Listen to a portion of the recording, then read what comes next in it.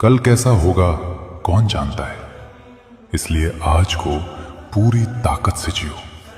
जीवन की सुंदरता इसी में है कि ये अनिश्चित है, लेकिन जो लोग आज को पूरी ऊर्जा, साहस और उत्साह के साथ जीते हैं, उन्हीं के हाथ में भविष्य सुरक्षित होता है।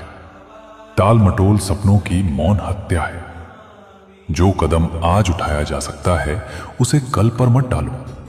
अभी सीखो, अभी बदलो, अभी काम करो, क्योंकि आज का सही उपयोग ही अमीर बनने की पहली सीढ़ी है। चाहे अमीरी धन की हो, विचारों की हो या जीवन के अनुभवों की। हर हर महादेव। शिव ही मेरे मन को भाए, शिव ही मेरी समझ में आए। शंभु शंकरा शंभु, शिव ही ज्वाला, शिव ही पानी, शिव ही